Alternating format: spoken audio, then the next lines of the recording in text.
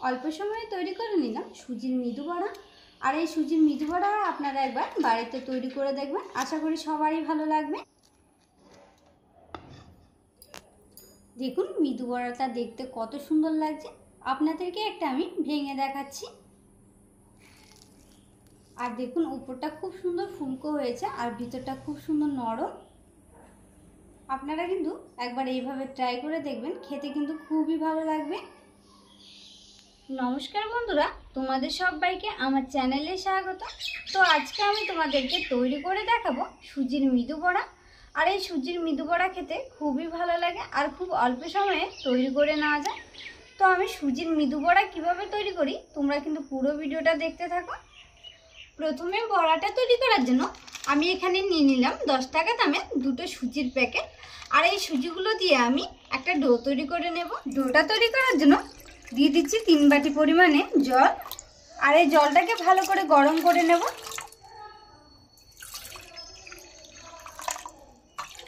আর দিয়ে দেবো স্বাদ অনুসারে লবণ। জলটাকে ভালো করে ফুটিয়ে নিয়েছি। এবার আমি এর মধ্যে দিয়ে দেবো সুজি।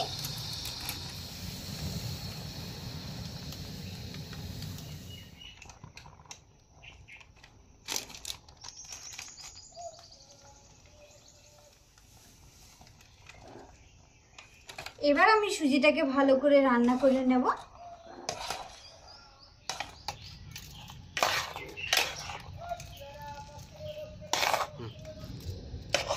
সুজিটাকে ভালো করে রান্না করে ঠিক এরকম নরম ডো তৈরি করে নিয়েছি।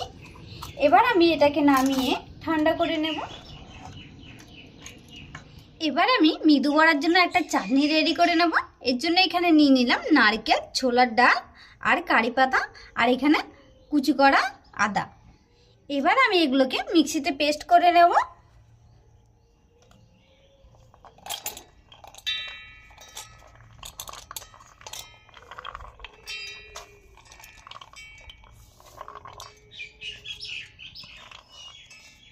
নারকেলটাকে অল্প জল দিয়ে ভালো করে পেস্ট করে নিয়েছি।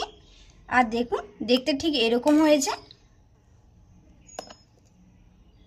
এবার আমি এটাকে বাটির মধ্যে নিয়ে নেব। ডোটা ঠান্ডা হয়ে গেছে। এবার আমি এর মধ্যে হালকা একটু ধনিয়া পাতা দিয়ে ভালো করে মেখে নেব।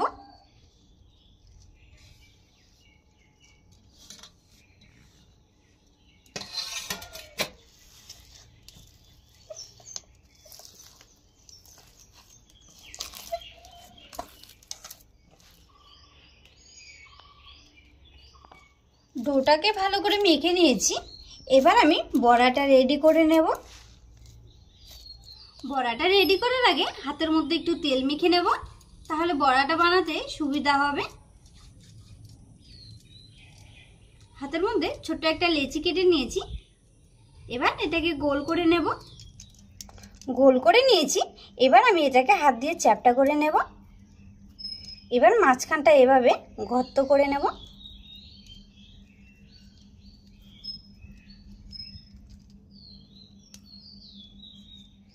একটা মৃদু বড়া তৈরি করে নিয়েছি।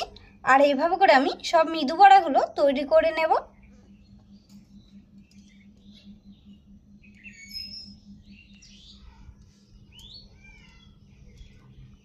সব মৃদু বড়াগুলো রেডি করে নিয়েছি। এবার আমি এগুলোকে তেলে ভেজে নেব। ভাজার জন্য কড়াইয়ে দিয়ে দিচ্ছি সাদা তেল। আর এই তেলটাকে আমি ভালো করে গরম করে নেব। তেলটাকে গরম করে নিয়েছি। এবার আমি মৃদু বড়াগুলো ভেজে নেব। আর মৃদু বড়াগুলো ভাজার সময় চুলার আঁচটাকে সবসময় কমিয়ে রাখতে হবে।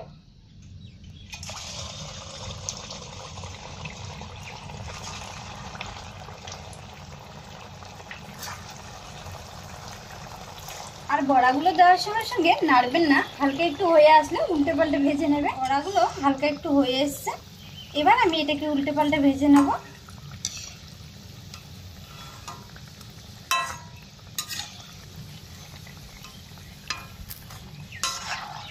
দেখুন বড়াগুলো খুব সুন্দরভাবে ভেসে উঠেছে। আর এইটাকে আমি লাল লাল করে ভেজে নেব।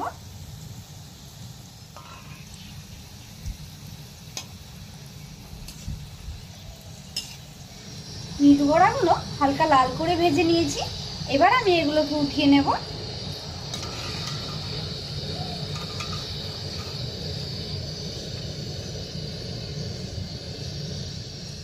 আর দেখুন দেখতে কত সুন্দর লাগছে। আর এইভাবে করে আমি সব মৃদু বড়াগুলো ভেজে নেব।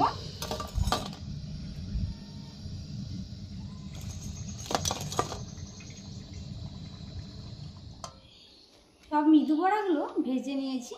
আর দেখুন দেখতে কত সুন্দর লাগছে।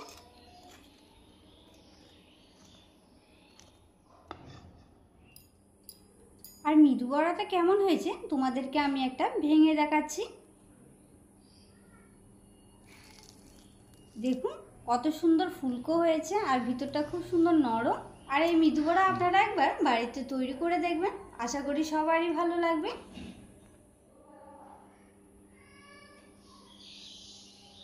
আজকে আমি তোমাদেরকে খুব সহজে সুজির মৃদু বড়া তৈরি করে দেখিয়েছি।